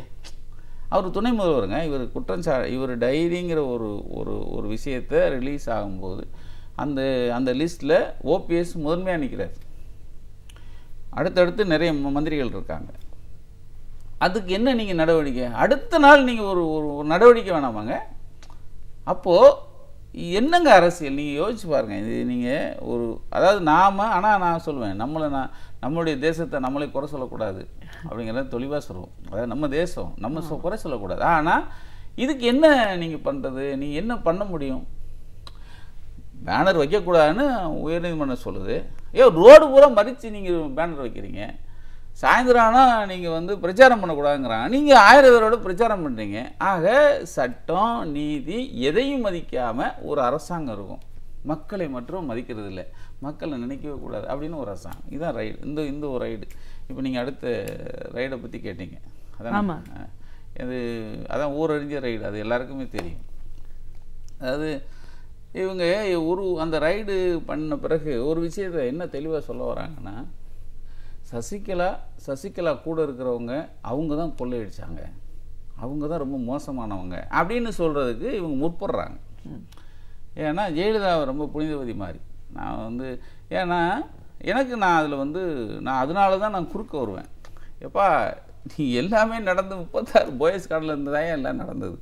நீங்கள் இந்த மொத்த கூட்டமும் இருந்து ஆணை பிறப்பித்தது, செயல்படுத்துறது எல்லா விஷயமும் எங்கே நடந்ததுன்னா போயஸ் கார்டில் இருக்கிற ஜெயலலிதாவுடைய வேதா நிலையத்தில் இருந்து தானேங்க. நீங்கள் அந்த அம்மாவை நீங்கள் வந்து இவங்க புனிதவதி ஆக்குறாங்க. அதாவது அது ரொம்ப நல்லவங்கங்க. அவங்க எந்த காசே வாங்கலை, ஆனால் இவங்க தாங்க கூட இருந்து அவ்வளோ கொள்ளையடிச்சாங்க அப்படிங்கிற மாதிரி ஒரு ரைடு நடந்தது. நீங்கள் பார்த்தீங்கன்னா சுற்றி 187 பேர் இந்தியாவிலே 2வது முறையாக டெல்லியில் ஒரு இடத்துல நடந்திருக்குங்கிறாங்க. முதல் முறையாக 221, அதுக்கப்புறமா நடந்தது 187 இடங்களில் நீங்கள் வந்து சசிகலா அவங்களோட சேர்ந்தவங்க வீட்டில் நடந்ததுன்னு சொல்கிறாங்க. நான் இவங்க சசிகலா இவங்களை வந்து நியாயப்படுத்தவே இல்லை. ஏன்னா இவங்களுடைய பூர்வீகம்னு உள்ளே போனீங்க. இப்போ ஜெயலலிதாவுக்கு வந்து ஆட்சிக்கு வரும்போதோ இல்லை கட்சிக்கு வரும்போது அவங்ககிட்ட இருந்த ஒரே சொத்துங்க அது வந்து போயஸ் கார்டன், அந்த வேதா நிலையம் மாத்திரம்தான். அப்புறம் கேரளாவில் ஆந்திராவில் ஒரு திராட்சை தோட்டம் ஒன்று இருந்ததாக சொல்லுவாங்க, அவ்வளோதான். அது ஒன்று தான். அதுக்கப்புறமா இவங்க வந்து அவங்களுக்கு சொத்தோட எண்ணிக்கை, சொத்தோட மதிப்பு பார்த்தீங்கன்னா குண்டக்கு முண்டக்க இருக்கும். நீங்கள் இது எப்படி வந்தது அப்படின்னா தான் அதுக்கு தானே இந்த 66 கோடி ரூபா சொத்தில் நீங்கள் வந்து உள்ளே போயிருக்காங்க. சரியா? இப்போ இந்த அம்மாவுடைய ஆரம்பகால சொத்துங்கிறது வேதா நிலையம், அதே மாதிரி சசிகலாவுடைய ஆரம்பகால சொத்து அப்படின்னா அவங்க அப்பா வந்து ஒரு அவருடைய சித்த வைத்தியர். அவர் வந்து ஒரு நாட்டு மருந்து கடை வச்சுருந்துருக்கார். யார்? சசிகலாவோட அப்பா. அவருடைய பிள்ளைகள் பூராமே அப்போ நாட்டு மருந்து கடை வச்சுருக்கிறவருடைய பிள்ளைகள் எப்படி இருக்கும் நீங்களே பாருங்கள். ஒருத்தர் வந்து ஏதோ ஜெயராமன்கிறவர் டிஎன்பிஎஸ்சியில் ஒர்க் பண்ணியிருக்காரு, அவருடைய சசிகலாவோட அண்ணன். இன்னொருத்தர் சுந்தரவதனங்கிறவர் ஒரு பேங்க்கில் கிளர்க்காக இருந்திருக்காரு. இன்னொருத்தர் ஒரு வினோதகன்கிறவர், அவர் மெரிட்டில் வந்து எம்பிபிஎஸ் பாஸ் பண்ணி அவர் வந்து ஒரு டாக்டராக இருந்திருக்காரு. இன்னொரு திவாகரங்கிறவர் ஒரு டிகிரி முடிச்சுட்டு வேலைக்காக ஒரு துபாய் போயிட்டு மறுபடியும் 2 வருஷம் கழித்து வினோதம் ஆரம்பித்த ஒரு மெடிக்கல் ஷாப்பை நீங்கள் வந்து மேனேஜ் பண்ணுறதுக்காக மறுபடியும் வந்துட்டார். அதுக்கடுத்து அவங்க அக்கா சசிகலாவோட அக்கா வனிதாமணின்னு ஒருத்தங்க, அவங்கள விவேகானந்தன் ஒருத்தர் கட்டி கொடுத்துருக்காங்க. சசிகலாவை நடராஜன் ஒருத்தர் கட்டி கொடுத்தாங்க. இதாங்க அவங்க குடும்பம். இவங்களுக்கு சொத்துங்கிறது மன்னார்குடியில் வாடகை வீட்டில் இருந்தவங்க ஒரு கடை வச்சுருக்காங்க, ஒரு மெடிக்கல் ஷாப்பு. அந்த கடை வருமானத்தை வச்சு அந்த வாடகை வீட்டை வாங்குறாங்க. அதான் முதல் சொத்து. இன்றைக்கி அவங்களுடைய சொத்துங்கிறது ஒரு எண்ணிலடங்காத சொத்து. நீங்கள் அதுக்கு வந்து டிடிவி சொல்கிறாரு, நாங்கள் என்ன வந்து அரசியல்வாதியாக நாங்கள் வந்தது வந்து ஏதோ அவர் காரணம் சொல்கிறார். நான் ஒன்றும் காந்தி பரம்பரை இல்லை அப்படின்னு ஏதோ ஒன்று சொல்கிறார். ஆனால் உண்மையிலேயே இந்த மக்கள் பணம் எந்த அளவுக்கு கொள்ளையடிக்கப்பட்டிருக்கு அப்படிங்கிறத இந்த 187 இடங்களில் நீங்கள் எடுத்தாங்க இல்லையா, இது பூரா வருஷப்படுத்தினால வரும். ஒரு நாட்டு மருந்து கடை வச்சுருந்தவருடைய பிள்ளைகள், பேரன்கள், பேத்திகள். நீங்கள் வந்து ரொம்ப சொற்பமாக சொன்னீங்கன்னா அந்த லக்ஸ் தேட்டர்னு சொல்கிறாங்க, 1000 கோடி ரூபாங்கிறோம். 1000 கோடி ரூபாய்க்கு சொத்துக்கு அந்த சொத்தை அடையிறதுக்கு அவங்க எடுத்துக்கிட்ட அந்த முயற்சியெலாம் இருக்குது பாருங்கள். ஒரு அதிகார துஷ்புறம் எப்படி பண்ணாங்க அப்படிங்கிறதெல்லாம் நம்ம வந்து தெளிவாக நம்ம நைக்கிறலாம் நான் சொல்லிக்கிட்டே இருந்திருக்கேன். இந்த பக்கம் ஜெயலலிதா போங்க, ஒரு போயஸ் கார்டனுக்குள்ளே 10 கிரவுண்ட் இடம், அது நல்லா தெரியும். அதுக்குள்ளே வந்து நவீன சிகிச்சை அளிக்கிற அளவுக்கு நீங்கள் வந்து எல்லாமே வச்சுருக்கேன்னு சொல்கிறாங்க. சரி, இவங்க அந்த பக்கம் போங்க, கொடநாடு எஸ்டேட்னு ஒரு நாங்கள் அப்பயே சொன்னோம். கொடநாடு எஸ்டேட்டு அப்படிங்கிறத நீங்கள் வந்து ஆட்சிக்கு வந்து 91 ஆட்சிக்கு வராங்க, வந்த 100வது நாளே எஸ்டேட்டில் பார்க்க போயிட்டாங்க. எஸ்டேட் பார்க்க போகிறாங்க. எஸ்டேட் பார்க்க போனத அது வந்து சுவாரஸ்யமாக இருக்கும். எஸ்டேட் பார்க்க போனதே அவங்க வந்து அதை யாரும் படம் எடுத்துடக்கூடாதுங்கிறதுக்காகவே யாருமே புகைப்படக்காரங்க யாரும் வரக்கூடாதுன்னு ஒரு சட்டம் போட்டாங்க. அப்போ நாங்கள் அந்த புகைப்படத்தை நாங்கள் வெளியிட்டோம், ஒரு எஸ்டேட் பார்க்குற மாதிரி. அந்த எஸ்டேட்டை 94 வாங்குறாங்க, கிரேக்மோர் எஸ்டேட் சொல்லி. அது எப்படி வாங்குறாங்கிறீங்க? இவங்க டைரெக்டாக போய் கேட்டால் அவர் தரமாட்டேங்கிறார், அரசியல்வாதிகள் நான் தரமாட்டேன் அப்படின்னு சொல்கிறார் அந்த கிரேக்மோருடைய ஓனர். அதுக்காக உடையாருடைய பினாமி உடையார் பேரில் வாங்கி அதை வந்து இவங்க மாற்றுவாங்க. 94 அந்த எஸ்டேட்டை அப்படி வாங்குவாங்க. இந்த எஸ்டேட்டு இன்னைக்கு கிட்டத்தட்ட 1500 ஏக்கருங்க. ஒரு 860 ஏக்கர் ஒன்று வாங்கினாங்க, அதுக்கப்புறம் ஒரு 70 ஏக்கர் ஒன்று வாங்கினாங்க, அதுக்கப்புறமா இன்னொரு 500 ஏக்கர் ஒன்று வாங்கினாங்க பக்கத்துலேயே ஒரு ஏக்கர். இந்த 1500 ஏக்கர் பரப்பளவு ஒரு கிராம மக்கள் இன்னொரு அந்த ஒரு பயன்படுத்துகிற ரோடையும் கட் பண்ணுறாங்க. அப்போது அந்த மக்கள்லாம் போராடுறான். அப்போது திமுக கவர்மெண்ட் இருக்கும்போது அதுக்கு நீங்கள் அந்த அதுக்கு சம்மந்தப்பட்ட அதிகாரியை வச்சு அதுக்கு இது எடுக்க சொல்கிறாங்க. ஆட்சி மாறினவுடனே அந்த அதிகாரி மாற்றியாச்சு. அந்த மக்களுடைய பயன்பாட்டையும் அவங்க வரக்கூடாதுன்னு விரட்டி அடிக்கப்பட்டாங்க. ஒரு ஆட்சியாளர், தன்னுடைய ஒரு முதல்வர், அவங்க மக்கள் பயன்பாட்டில் இருக்கிற ரோடே மறித்து ஒரு பெரிய 1500 ஏக்கரில் ஒரு இடம். அந்த இடம் சாதாரண இடம் இல்லைங்க. உள்ளே நவீன மருத்துவமனை இருக்குது, ஒரு லேக் இருக்குது, போட்டிங் போகலாம், எல்லா வித்தியாதிகள் இருக்கிற ஒரு மிகப்பெரிய இது. அது நீங்கள் இங்கிலாந்து ராணி வச்சுருக்கலாம் அந்த அளவுக்கு இவங்க. இப்போது இந்த சொத்துலாம் எப்படி வந்தது?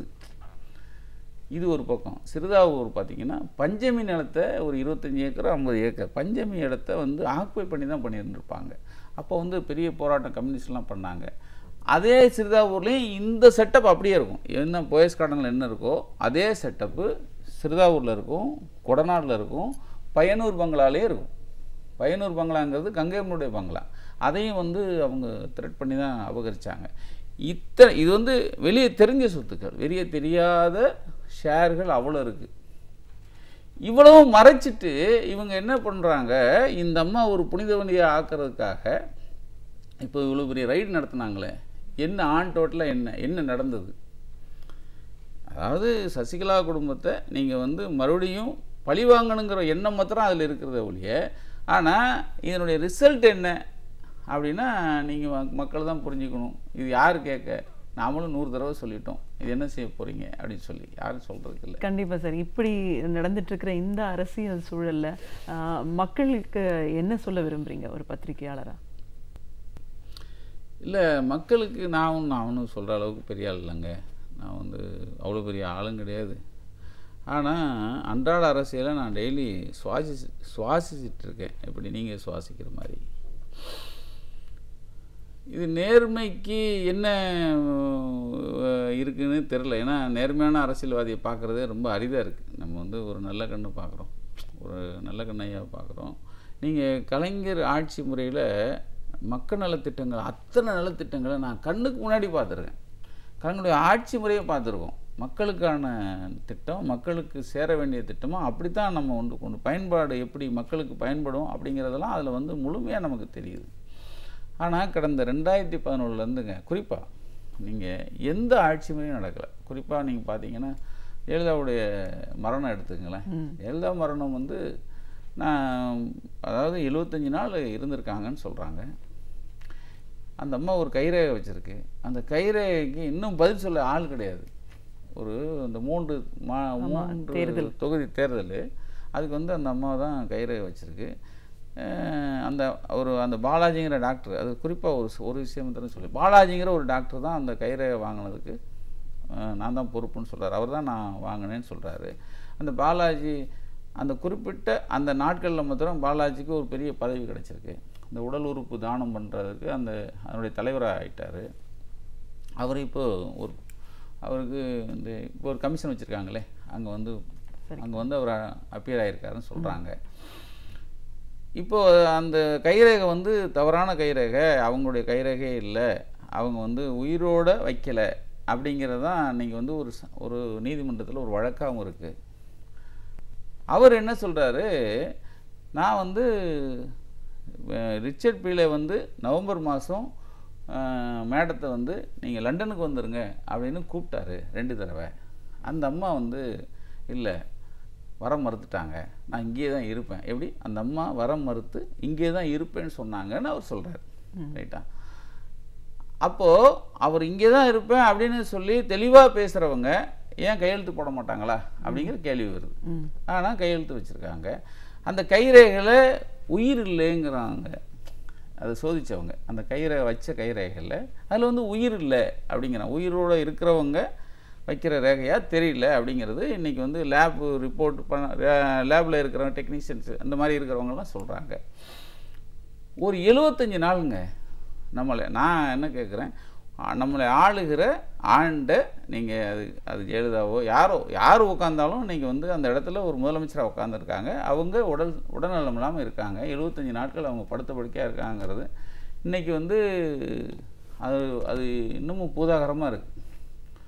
நாங்கள் அதில் சொன்னோம், அதாவது நீங்கள் 75 நாட்களில் முதல்ல அப்போலோ வந்து ஒரு 15 அந்த புத்தகத்தில் நான் சொல்லியிருப்பேன், 15 ஒரு அறிக்கை விட்டுருப்பாங்க, 12-13 அறிக்கை. முதல் அறிக்கையிலே அவங்க சொல்கிறது நீர்ச்சத்து குறைபாடு காய்ச்சலுக்காக அட்மிட் ஆனவங்க தான் சொன்னாங்க. 2வது நாளே சொல்லுவாங்க அவங்க ரெடி ஆகிட்டாங்க வீட்டுக்கு போயிடுவாங்கங்கிறாங்க. 75 நாள் இதே சொன்னாங்க. வெளியே வந்து நிறைய அவங்களுடைய செய்தி தொடர்பாளர் நிறைய போய் சொன்னாங்க, நிறைய விஷயத்த சொன்னாங்க. ரைட். ஆனால் நாங்கள் ஒரு விஷயத்த சொல்லிகிட்டே இருக்கோம் இல்லையா, அவங்க வந்து கோமாவுக்கு போயிட்டாங்க, அவங்க வந்து எக்மோ அந்த ஒரு கருவி பண்ணுறாங்க, கருவி பொறுத்துறதுக்காக பண்ணியிருக்காங்க அப்படிங்கிற விஷயம்லாம் நாங்கள் தொடர்ந்து சொல்லிகிட்டே வரோம். இல்லை அவங்க ஆரோக்கியமாக இல்லை அதை வந்து நாங்கள் போய் சொன்னோங்கிற மாதிரி சொல்லிகிட்டே வருவாங்க. ஆனால் 75வது நாள் அவங்க இல்லைங்கிறாங்க. இன்றைக்கி இந்த அரசாங்கம் சம்பந்தம் இல்லாத ஒருத்தர் யாருன்னா தினகரன் சொல்கிறாரு, இந்த விவேக்னு ஒரு தம்பி சொல்கிறாரு, இல்லைன்னா அந்த இன்னொரு தம்பி இருப்பார், ஒரு அவங்க குடும்பத்தை சேர்ந்த ஜெய் ஆனந்த்னு ஒருத்தர் சொல்கிறாரு, அம்மாவுடைய இந்த அது என்னது ஆஸ்பத்திரி வீடியோ எங்ககிட்ட இருக்குங்கிறாங்க. இவங்க யார்? நாங்கள் என்ன கேட்குறோம், இப்போ அந்த அம்மா முதலமைச்சராக இருக்கிறது ஒரு சீஃப் செக்ரட்டரி சொல்லணும். சீஃப் செக்ரட்டரியாக இருந்தவர் அப்போ வந்து யார் இப்போ ரைடுக்குள்ளானார், அவர் ஒரு ரைடு ஆச்சு, அந்த அவர் சொல்லியிருக்கணும், இல்லை அரசு அதிகாரிகள் சொல்லியிருக்கணும். அவங்க யாருமே சொல்லலை. அன்னைக்கு 75 நாளும் சொல்லலை. வந்தவங்க எல்லாரும் போய் சொன்னாங்க. இப்போது கடைசியாக அந்த அம்மா வந்து மருத்துவமனையில் சிகிச்சை பார்த்தப்ப எடுத்த வீடியோ எங்ககிட்ட இருக்குன்னு ஒரு 2 பேர் சொல்கிறாங்க. ஏங்க சட்டையை பிடிச்சி யாரும் கேட்கல? இவ்வளவு ஒரு பெரிய கட்சி தொண்டர்கள் அவ்வளோ 1.25 கோடி பேர் இருக்காங்கன்னு சொல்கிறாங்க. இவ்வளோ பேர் இருக்கிற ஒரு கட்சியில் தன்னுடைய தலைவி 75 நாள் வந்து உடல்நலம் இல்லாமல் ஒரு மருத்துவமனையில் இருக்குது. அந்த மருத்துவமனையும் அதுக்கு ஒத்து போயிருக்கு. அப்படி இருக்கிற ஒரு மருத்துவமனையை சட்டையை பிடிச்சி ஏன் கேட்கல? இவங்க 2 பேர் வந்து சொல்கிறாங்க எங்ககிட்ட ஆதாரம் இருக்குங்கிறாங்க. கேட்க ஆள் கிடையாது. அப்போது நம்மளை ஆண்டவர்கள் எப்படி ஆண்டிருக்காங்க, இன்றைக்கி எப்படி இந்த அரசியல் போய்கிட்டு இருக்கு? நாங்கள் முடிவாக சொன்னோம், அந்த அம்மாவுடைய காலை எடுத்துட்டாங்கடாங்கிறதையும் நாங்கள் ஆதாரபூர்வமாக சொல்கிறோம். ஒரு படம் அந்த அம்மாவுக்கு வந்து அதனுடைய ப்ரொஃபைலில் அது சொல்லியிருக்கிறது 5.5 சொல்லியிருக்காங்க. 5.5 இருக்கிறது 3 அடி தான் இருக்குது, மிச்சம் 1 அடியை காணமையா, ஒரு 2 அடியை காணோன்னு நாங்கள் வந்து படத்தை வரைபடமாக சொல்லியிருக்கோம். அதுக்கு இன்றைக்கு வரைக்கும் ஒருத்தர் பதில் சொல்லலை. ஆக நீங்கள் வந்து இந்த ஆட்சி முறையும் இப்போ நடந்துகிட்டு இருக்க ஆட்சி முறையும் இப்போ இது இன்றைக்கி போகுமா நாளைக்கு போகுமா, எப்போயுமே ஒரு மக்கள்கிட்ட எல்லாத்தையும் சலிச்சிட்டான் அவன். இதை நம்ம இனிமேல் நம்ப வேணாம், நம்ம போக்கில் நம்ம போவோம். ஏன்னா மீனவர்களே அவங்க வந்து அவங்களுக்கு திராணி இருக்குது, அவங்க வந்து உள்ளே போய் தன் சக மீனவர்களை நம்ம காப்பாற்ற முடியாது, அவன் காப்பாற்றிருப்பான். காப்பாற்ற முடியாத சூழலில் தானே உங்களை கெஞ்சுறான். ஆனால் நீங்கள் அதுக்கான ஒரு முஸ்தீபை எடுத்திருந்தா அவன் இன்னைக்கு வந்து குறைந்தபட்சம் நமக்கு வந்து நமக்காக இருக்குது, நம்ம தேசம் இருக்குது, நமக்காக ஒரு நாடு இருக்குது, நமக்காக ஒரு அரசு இருக்குது, நம்மளை காப்பாற்றுவாங்கிற ஒரு நம்பிக்கை இல்லாத ஒரு ஒரு ஒரு அவன் வாழ்ந்துட்டு இருக்கான்ல, அதே தான் இன்றைக்கி தமிழக மக்களுக்கு. இன்றைக்கி நமக்கான அரசாங்கம் இல்லை, அவங்களுக்கான அரசாங்கம். இதில் நாமெல்லாம் இருக்கோம், அவங்கள காப்பாற்றிக்கிங்க. இதுதான் இன்றைக்கி சொல்ல. ஒரு பத்திரிகையாளரா, அரசியல் விமர்சகரா, இன்னைக்கு இருக்கிற அரசியல் சூழல் எப்படி இருக்கு, அதுவும் தமிழகத்தோட நிலைப்பாடு அப்படின்னு பார்க்கும்போது என்ன நடந்துட்டு இருக்கு அப்படின்னு ஒரு புரியாத சூழல்ல மக்கள் அவங்கவுங்க வேலையை பார்த்துட்டு போலான்ற ஒரு நோக்கத்தை நம்ம எப்படி போயிட்டு இருக்கோம். மாற்றம் அப்படின்னு வரணும் போது எங்கிருந்து ஆரம்பிக்கணும் அப்படின்னு ஒரு புள்ளி தெரியல. அதுவும் மத்திய அரசாங்கம் சரியான முறையில் அவங்களுக்கு தேவையான விஷயங்களை மாநில அரசாங்கத்தின் மூலமா எப்படி நடத்தி கொண்டு போயிட்டு இருக்காங்க. இன்னைக்கு இளைஞர்கள் அப்படின்னு வரும்போது இதை எவ்வளவு தூரம் நம்ம கவனிச்செடுக்கிறோம், இந்த துறைக்கு வரும்போது எவ்வளோ சவால்களை சந்திக்க வேண்டிய அவசியம் இருக்கு, நீங்க கடந்து வந்த பாதையில எவ்வளோ கஷ்டப்பட்டிருக்கீங்க அப்படின்னு பல விஷயங்களை எங்களோட நீங்க பார்த்ததுக்கு நன்றி. மகிழ்ச்சிங்க, நன்றி. இலக்கிய தேடல்கள், வரலாற்று சான்றுகள், இவைகளில் இருந்து நாம் படிக்க தவறியவைகளை நமக்கு அழகு தமிழில் வழங்க வருகிறார் பேராசிரியர் சுபவீர பாண்டியன் அவர்கள். நாம் வீடியோலை வா நிகழ்ச்சியின் அடுத்த பகுதியாக வரவிருப்பது ஒன்றே சொல் நன்றே சொல்.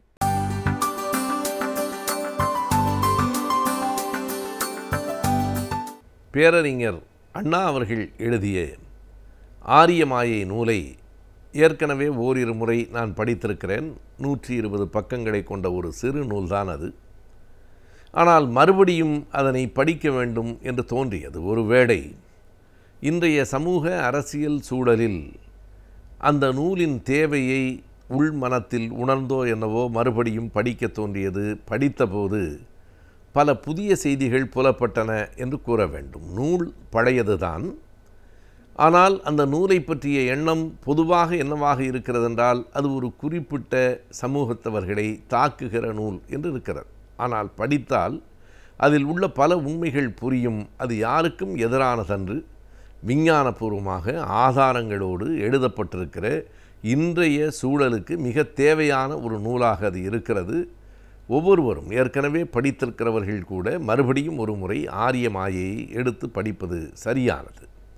பேராசை பெருந்தகையே போற்றி, பேசும் நாய் இரண்டுடையாய் போற்றி என்று தாக்குதலில் தான் அந்த நூல் தொடங்குகிறது. அந்த வரிகள் கூட அறிஞர் அண்ணா அவர்கள் எழுதிய வரிகள் அல்ல. அண்ணா அவர்கள் ஆபேதுபே என்கிற பிரெஞ்சு பாதிரியார் எழுதியிருக்கிற நூலிலிருந்து அந்த கருத்துக்களை தழுவி கவிதை வடிவத்தில் எழுதியிருக்கிற வரிகள். ஆபேதுபே என்கிறவர் அந்த நூலை எப்போது எழுதியிருக்கிறார்? அந்த நூலினுடைய பெயர் the Hindu manners, customs and ceremonies என்பது. இந்து மதத்தினரினுடைய பழக்க வழக்கங்கள், நடைமுறைகள், சடங்குகள் என்பதாக அந்த நூல் இருக்கிறது. அவர் ஏறத்தாழ நாடு முழுவதும் சுற்றி பயணம் செய்து பல்வேறு மக்களையும் சந்தித்து அந்த செய்திகளை எல்லாம் பெற்றுத்தான் அந்த நூலை எழுதியிருக்கிறார். எப்போது எழுதியிருக்கிறார் என்றால் 1807 ஆண்டு எழுதியிருக்கிறார். மிக பழைய நூல் அது. அந்த நூலை அறிஞர் அண்ணா அவர்கள் படித்துவிட்டு அதிலிருந்து பல செய்திகளையும் எடுத்துக்கொண்டு அதன் தொடர்ச்சியாக தன் காலத்தில் நிலைமை எப்படி இருக்கிறது என்பதை விரிவாக அவர் எழுதுகிறார். அண்ணா அவர்கள் எழுதியது முதலில் கட்டுரைகளாகத்தான், அது ஒரு நூலாக அன்று. சின்ன சின்ன கட்டுரைகளாக 1934 அவர் எழுதத் தொடங்கிய கட்டுரைகளெல்லாம் எப்போது மக்களிடத்தில் பரவத் தொடங்கின என்றால் அரசாங்கம் குறுக்கிட்டு இந்த கட்டுரைகளை எழுதியதற்காக அண்ணாவுக்கு சிறையும் அபராதமும் விதித்து அவற்றை வெளியிட்ட திராவிட பண்ணைக்கும் அபராதம் விதித்த போதுதான் மக்கள் இப்படி ஒரு கட்டுரைகளை அறியத் தொடங்கினார்கள். பிறகு 1951 ஆண்டு ஆரியமாயை என்னும் பெயரில் அது நூலாகவே வெளிவந்தது. அது நீதிமன்ற தீர்ப்புக்கு பிறகு நீதிமன்றம் இதில் ஒன்றும் தடை சொல்வதற்கு இல்லை என்று கூறிவிட்ட பின்னால் அது நூலாகவே வந்தது. அந்த ஆரியமாயை பல அடுக்கடுக்கான ஆதாரங்களை கொண்டிருக்கிற நூலாக இருக்கிறது. இது பிரெஞ்சு நாட்டைச் சேர்ந்த பாதிரியார் எழுதியது. அது பிரெஞ்சு மொழியிலே எழுதியது. அது ஆங்கிலத்திலே மொழிபெயர்க்கப்பட்டு தமிழுக்கு அண்ணாவால் கொண்டு வரப்படுகிறது. அண்ணா அவர்கள் கொண்டு வந்திருப்பது அப்படியே மொழிபெயர்ப்பில்லை. அதனை அடிப்படையாக வைத்துக்கொண்டு அண்ணா அவர்கள் இன்னும் பல செய்திகளையும் தன் நூலில் விதித்துரைக்கிறார். என்னென்ன வினாக்களெல்லாம் எழக்கூடும் என்று அண்ணாவே சிந்தித்து அதற்கு விடையையும் அந்த நூலில் தந்திருக்கிறார். யாரோ ஒரு வெளிநாட்டுக்காரர் நம் மீது இருக்கிற ஒரு கோபம் காரணமாக அல்லது துவேஷம் காரணமாக இப்படி எழுதியிருக்கலாம், பிரான்ஸ் நாட்டுக்காரன் எழுதியதையெல்லாம் நாம் நம்ப வேண்டும் என்று என்ன தேவை என யாராவது கேட்டால், வெளிநாட்டுக்காரர்கள் சில நேரங்களில் எழுதிய சிலவற்றை தலையில் தூக்கி வைத்து கொண்டு கொண்டாடினீர்களே, அப்போது அவர்கள் வெளிநாட்டினர் என்று உங்களுக்கு தெரியவில்லையா என்று கேட்கிறார். அவர் யாரை குறிப்பிடுகிறார் என்றால் மேக்ஸ் முல்லரை குறிப்பிடுகிறார். மேக்ஸ் முல்லர் தான் சமஸ்கிருதம் எல்லா மொழிகளுக்கும் தாய்மொழி என்றும் ஆரிய கலாச்சாரம்தான் தாய் கலாச்சாரம் என்றும் மிக கூடுதலாக புனைந்து பலவற்றை பாராட்டி எழுதினார். எனவே மேக்ஸ் முல்லர் எழுதிய எழுத்துக்களை எல்லாம் இங்கு இருக்கிற ஒரு குறிப்பிட்ட சமூகத்தினர் தங்கள் தலையில் தூக்கி வைத்து கொண்டு கொண்டாடினார்கள், அவரை போற்றினார்கள். அண்ணா கேட்கிறார், மேக்ஸ் முல்லர் எழுதினால் சரி, ஆபேதுபே எழுதினால் பிழையா? எனவே அவர் வெளிநாட்டுக்காரர் என்றால் இவரும் வெளிநாட்டுக்காரர் தான் என்கிற கருத்தை சொல்லுகிறார். சரி, பிரான்ஸ் மொழியில் இருந்து ஆங்கிலத்துக்கு வருகிற போது அது தவறாக மொழிபெயர்க்கப்பட்டிருக்கலாம் அல்லவா? அண்ணாதுரைக்கு பிரெஞ்சும் தெரியாது, அவர் எப்படி இதை சொல்ல முடியும் என்று கேட்டால் அண்ணா அவர்கள் சொல்லுகிறார், எனக்கு ஆங்கிலமும் தமிழும் தான் தெரியும். பிரெஞ்சு மொழியிலே இருந்து ஆங்கிலத்துக்கு மொழிபெயர்க்கப்பட்டிருக்கிற இந்த பெயர்ப்பு சரிதான் என்று யார் சான்றிதழ் கொடுத்திருக்கிறார்கள் தெரியுமா? அந்த ஆபேதுபையினுடைய ஆங்கில புத்தகத்திற்கான முன்னுரையில் இது மிகச்சரியாக மொழிபெயர்க்கப்பட்டிருக்கிறது என்று பிரெஞ்சு மொழியும் ஆங்கிலமும் தெரிந்த சி.வி. முனுசாமி ஐயர் அவர்கள்தான் சான்றிதழ் கொடுத்திருக்கிறார் என்று அண்ணா சொல்லுகிறார். வேண்டுமென்றே தான் அவருடைய சாதி பெயரையும் சேர்த்து குறித்து, எனவே அப்படி தவறாக இருந்திருந்தால் அவர் துள்ளி குதித்து சொல்லியிருக்க மாட்டாரா? எனவே அவர் சரிபார்த்ததற்கு பிறகுதான் இது ஆங்கிலத்தில் ஏற்றுக்கொள்ளப்பட்டிருக்கிறது என்கிற தகவலை தருகிறார். அதற்கு பின்னால் மிக ஆழமாக பல செய்திகளை, பல சான்றுகளை காட்டுகிறார். பல வரலாற்று நூல்களை மேற்கோள்களாக காட்டுகிறார். அந்த வரலாற்று நூல்களில் P.T. ஸ்ரீனிவாச ஐயங்கார் எழுதியதிலிருந்து, ஹிஸ்ட்ரி ஆஃப் த தமிழ்ஸ் என்கிற புத்தகத்திலிருந்து, வின்சென்ட் ஸ்மித்திலிருந்து ஏறத்தாழ 30-40 நூல்களை தன்னுடைய ஆய்வுக்கு சான்றாக அண்ணா அவர்கள் காட்டுகிறார். எங்காவது ஒரு கலகம் செய்கிறவரையே தொழிலாக கொண்டிருக்கிறவரை தேவன் என்று யாராவது சொல்லுவார்களா? இந்து மதத்தில் தான் அப்படி சொல்லுகிறார்கள். அந்த தேவனுக்கு நாரதன் என்று பெயர். பிறகு அதை நியாயப்படுத்துவதற்காக நாரதன் கலகம் நன்மையில் முடியும் என்றும் சொல்லி வைத்திருக்கிறார்கள். அது நன்மையில் முடிகிறதோ தீமையில் முடிகிறதோ, கலகம் செய்கிறவன் எப்படி கடவுளாக இருக்க முடியும் என்று கேட்கிறார். கடவுளோடு அத்தனை நெருக்கமானவராக ஒரு தேவராக இருக்கிறார் என்று சொன்னால் அது எப்படி ஒரு நல்ல குணம்? கலகம் செய்வது எப்படி நல்ல குணமாக ஆகும்? எனவே இப்படியெல்லாம் இந்த புராணங்கள் புனைவுகள் அமைந்திருக்கின்றன என்று சொல்லிவிட்டு, இவற்றையெல்லாம் அவர்கள் சொன்னார்கள் என்றால் மக்கள் எப்படி நம்புவார்கள் என்கிற கேள்வியை கேட்கிறார். நம்முடைய தமிழ் வேந்தர்கள் மானமுள்ளவர்களாக, வீரமுள்ளவர்களாக, புலி நிகர் தமிழ் மாந்தராக இருந்தார்கள் என்றாலும் கூட இவர்கள் சொன்னதையெல்லாம் அப்படியே கேட்டுக்கொண்டார்களே. எப்படி என்றால், அதற்கு ஹேவல் என்கிற ஒருவர் எழுதியிருக்கிற புத்தகத்திலிருந்து 2 செய்திகளை சரியாக அண்ணா எடுத்து காட்டுகிறார். இவர்கள் மலைக்க வைக்கிற மாதிரி செய்திகளை சொன்னார்கள், அச்சமூட்டுவதாக செய்திகளை சொன்னார்கள். இப்படியெல்லாம் மாய தந்திரங்கள், அப்படி நடக்கிறது, இப்படி நடக்கிறது, இப்படி செய்தால் இப்படி பெற்ற பெரிய மாற்றம் வந்துவிடும் என்றெல்லாம் சொன்னபோது வியப்பில் ஆழ்ந்து மக்கள் கேட்டார்கள். நாம் இப்போதும் பார்க்கலாம். ஒரு மனிதர் இயல்பாக வாழ்த்தினால் அவரை சாதாரணமான மனிதர் என்று கருதுகிறோம். திடீரென்று ஆப்பிள் பழத்துக்குள்ளிருந்து சிலை வருகிறது என்றால் அவரை பார்த்து மகான் என்று நாம் அச்சப்படுகிறோம். இவருக்கு பெரிய மாய தந்திரங்கள் தெரியும் என்று கருதுகிறோம். கடவுளின் அருளால் நடக்கிறது என்கிறோம். மேஜிக், வித்தை தெரிந்தவர்கள் எல்லோரும் இப்படி பல காரியங்களை செய்ய முடியும். வித்தை செய்கிறவர்கள் எல்லாம் கடவுளின் அவதாரங்கள் இல்லை, அது ஒரு பயிற்சியின் மூலமாக வருகிறது என்பதை உணராமல் இந்த மாய மறுட்டல்களில் மக்கள் மிரண்டார்கள். நீ இதை ஏற்கவில்லை என்றால் இப்படிப்பட்ட ஆபத்துகளெல்லாம் உனக்கு நேரும் என்று சொன்ன அச்சுறுத்தல்களுக்கு பயந்தார்கள். எனவேதான் இவற்றையெல்லாம் ஏற்றுக்கொண்டு விட்டார்கள் என்கிற அந்த தர்க்கத்தையும் கூட அண்ணா அவர்கள் எடுத்து காட்டுகிறார். தமிழ்நாட்டிலும் இதை மறுத்தவர்களுக்கு, சர் சி.வி. ராமசாமி ஐயருக்கு அண்ணா பதில் சொல்லுகிறார்.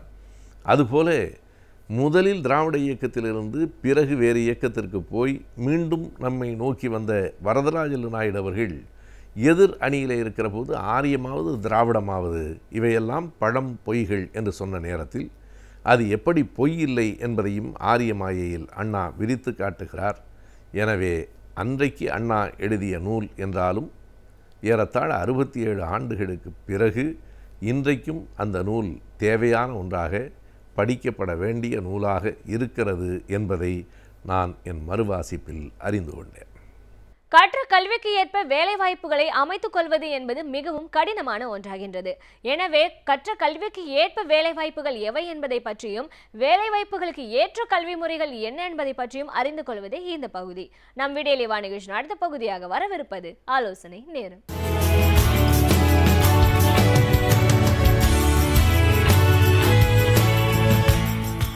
வணக்கம்.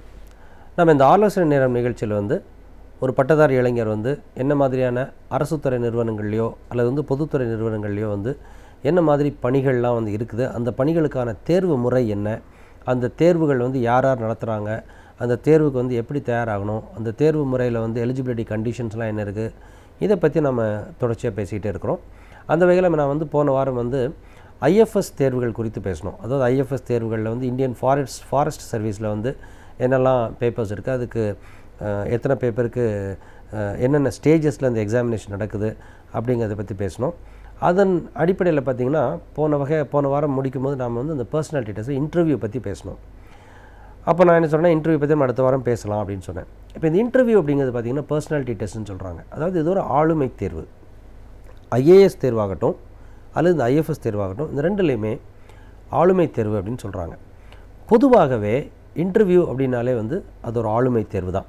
எந்த ஒரு இன்டர்வியூவாக இருந்தாலுமே ஆளுமை தேர்வு தான்.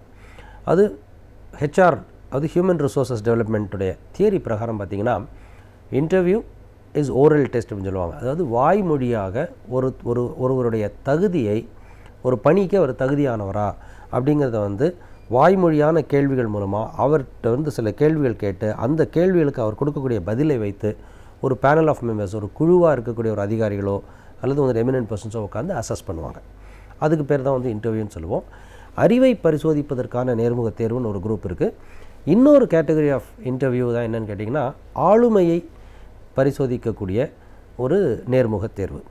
இப்போ பொதுவாக ஒரு எக்ஸிக்யூட்டிவ் லெவலுக்கு, அது ஆஃபீஸர் லெவலுக்கு, ஒரு லீடர்ஷிப் ரோலுக்கு, தலைமை வகிக்கக்கூடிய ஒரு பதவிகளுக்கான இன்டர்வியூ அப்படின்னு நேர்முக தேர்வு அப்படின்னு சொன்னால் அதில் பொதுவாக அறிவை பரிசோதிப்பதை விட ஆளுமையை பரிசோதிப்பதற்கு தான் முக்கியத்துவம் தரப்படும். அதனால தான் இந்த பட்டதாரி இளைஞர்கள் அல்லது இந்த கல்லூரியில் இருக்கக்கூடிய இளைஞர்கள் என்ன புரிஞ்சுக்கணும், மாணவர்கள் என்ன புரிஞ்சுக்கணும்னு சொன்னால், உங்களுடைய இனிஷியல் ஸ்டேஜஸில், இப்போ நான் சொல்கிறது போட்டித் தேர்வுக்கு மாத்திரம் அல்ல, நீங்கள் கல்லூரிகளில் ஃபைனல் இயர்லையோ தேர்ட் இயர்லையோ இருக்கக்கூடிய ஸ்டூடெண்ட்ஸு கேம்பஸ் இன்டர்வியூ வரும்போது கூட நீங்கள் இந்த விஷயத்தை தெளிவாக புரிந்து கொண்டீர்களே ஆனால் உங்களுக்கு அந்த இன்டர்வியூ ஹேண்டில் பண்ணுறது ஈஸியாக இருக்கும். அதாவது இனிஷியல் ஸ்டேஜஸ் ஆஃப் ரெக்ரூட்மெண்ட்னு சொல்கிறலையா, ஒரு ஹைரார்க்கியில் லோயர் லெவல் போஸ்ட்டுக்கு ஃபஸ்ட்டு லெவல் போஸ்ட் அப்படின்னு வரும்போது பெரும்பாலும் அறிவு சார்ந்த விஷயங்களுடைய தேவை அந்த பணிக்கு இருக்குமே ஆனால் அந்த நேர்முகத் தேர்வு, அந்த பணிக்கான நேர்முகத் தேர்வில் அறிவை பரிசோதிப்பதற்கான கேள்விகள் அதிகமாக இருக்கும். உதாரணமாக கேம்பஸ் இன்டர்வியூக்கு போய் உட்காருறீங்கன்னு சொன்னால் அதில் உங்களுடைய academic performance, Scholastic performance already பார்த்துருப்பாங்க. அந்த ஸ்கொலாஸ்டிக் பெர்ஃபார்மன்ஸை பேஸாக வச்சுக்கிட்டு அந்த ஸ்கொலாஸ்டிக் பெர்ஃபார்மன்ஸை நீங்கள் புரிஞ்சு படிச்சிருக்கிறீங்களா, உங்களுக்கு கான்செப்ஷுவல் நாலேஜ் இருக்குதா அப்படின்னு உங்களுடைய அறிவை அதிகமாக பரிசோதிக்கக்கூடிய கேள்விகள் இருக்கும். கார்ப்பரேட் இன்டர்வியூக்கு போன மாணவர்களுக்கு தெரிஞ்சிருக்கும், ரெண்டு விதமான கார்ப்பரேட் இன்டர்வியூ, ரெண்டு விதமான இன்டர்வியூ இருக்கும். முதல்ல டெக்னிக்கல் இன்டர்வியூன்னு சொல்லுவாங்க, இன்னொன்று ஹெச்ஆர் இன்டர்வியூன்னு சொல்லுவாங்க. இந்த டெக்னிக்கல் இன்டர்வியூங்கிறது அறிவு சார்ந்த நேர்முகத் தேர்வு, ஹெச்ஆர் இன்டர்வியூங்கிறது ஆளுமை சார்ந்த நேர்முகத் தேர்வு. இந்த அறிமுகம் உங்களுக்கு போதுமான அளவுக்கு இருக்கும்னு நான் நினைக்கிறேன். ரெண்டு விஷயம் நான் மறுபடியும் ரீகேப்சுலேட் பண்ண விரும்புகிறேன். என்னென்னா, நேர்முகத் தேர்வை இரண்டாக பார்க்கலாம், இரண்டு பிரிவாக பிரித்து கொண்டு அணுகலாம், இரண்டு பிரிவாக பிரித்து கொண்டு பார்க்கலாம். அறிவை பரிசோதிக்கக்கூடிய நேர்முகத் தேர்வுகள், அதுதான் டெக்னிக்கல் இன்டர்வியூன்னு சொல்கிறது, நாலேஜ் பேஸ்ட் இன்டர்வியூன்னு சொல்கிறது. இன்னொன்று ஆளுமையை பரிசோதிக்கக்கூடிய இன்டர்வியூன்னு சொல்கிறது, அதுதான் பர்சனாலிட்டி டெஸ்ட்னு சொல்கிறது. பொதுவாக சில கார்ப்பரேட்ஸ் என்ன பண்ணுவாங்கன்னா, ஒரு சீனியர் லெவல் பொசிஷன் அப்படின்னு வரும்போது டெக்னிக்கலாகவும் பார்ப்பாங்க, மிட் சீனியர் லெவலில் வரும்போது டெக்னிக்கலாகவும் பார்ப்பாங்க, ஆளுமையும் பார்ப்பாங்க. அதனால தான் டெக்னிக்கல் இன்டர்வியூ, ஹெச்ஆர் இன்டர்வியூ ரெண்டும் தனித்தனியாக வரும், தொடர்ச்சியாக வரும்.